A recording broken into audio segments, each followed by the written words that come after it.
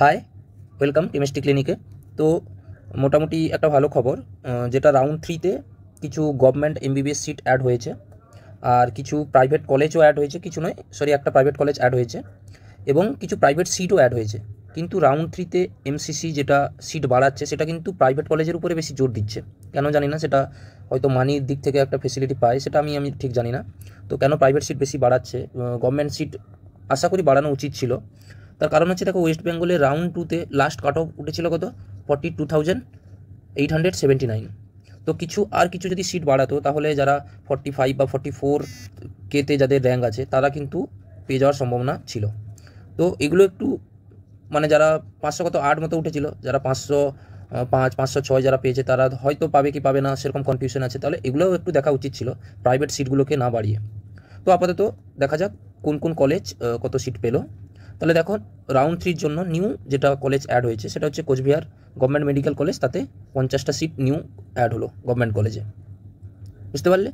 আর একটা হচ্ছে Rampurhat medical college, রামপুরহাটেও 50টা সিট অ্যাড হলো গভর্নমেন্ট মেডিকেল কলেজ। তাহলে টোটাল আমাদের গভর্নমেন্ট সিট কত অ্যাড হলো, 100টা। তো 100টা সিট অ্যাড হয়ে যাওয়া মানে তাহলে বুঝতেই পারছো কাট অফটা কিছুটা, মানে যতটা যাওয়া উচিত ছিল তার থেকে অনেকটাই কম যাবে। কি বুঝতে পারলে, কাট অফ লো যাবেই যাবে। যারা 45K মতন যাচ্ছে, 45, তারা কিন্তু পেয়ে যাওয়ার আশা আছে কিন্তু। কি বুঝতে পারলে কিনা বলো। কারণ যদি সিট না বাড়তো তাহলে হাইয়েস্ট হলে কত যেত, 43 গেছিলো, তো তাহলে 43.5 মতো যেত, বা 43.4K মতন যেত। তো 100টা সিট বাড়ার কারণে যেটা আবার ভাগ হবে SC ST আনরিজার্ভ, সেরকম ভাগ হবে। তো সেই অনুযায়ী মোটামুটি অনেকটা যাওয়ার পসিবিলিটি আছে রাউন্ড 3-তে। তার কারণ হচ্ছে রাউন্ড 1, রাউন্ড 2-তে সবাই মিনিমাম কলেজ পেয়েও গেছে এবং কিছুজন স্যাটিসফাইও হয়ে গেছে, আর কলেজ চেঞ্জ করবে না। তো রাউন্ড 3-তে মোটামুটি কাট অফটা লো যাওয়ার প্রবাবিলিটি থাকে। কি বুঝতে পারলে কিনা বলো। আর রামপুরহাটে তো 50টা সিট বেড়েছে।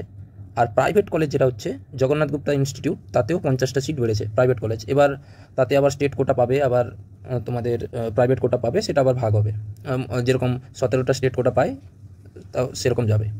আরেকটা যেটা নিউ কলেজ, যেটা প্রথম থেকেই বলা হচ্ছে, যেটা PKG medical college Kolkata new টাউনে আছে, সেটা কিন্তু অ্যাপ্রুভাল পেয়ে গেছে।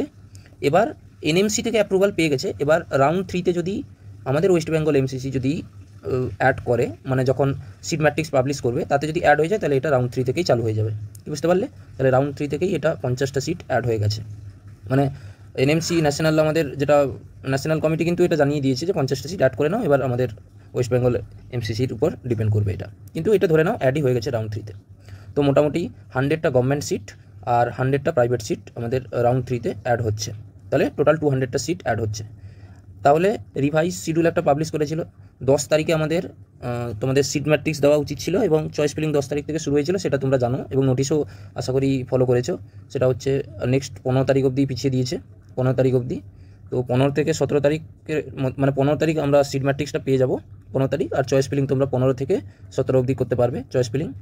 আর যেটা রেজাল্ট পাবলিশ হওয়ার কথা ছিল 15 তারিখ, সেটা 22 তারিখ রেজাল্ট হবে। আর 22 তারিখ রেজাল্ট হওয়ার পর তোমরা তাহলে অ্যাডমিশন 24, 25 আর 27 তারিখ অ্যাডমিশন নেবে।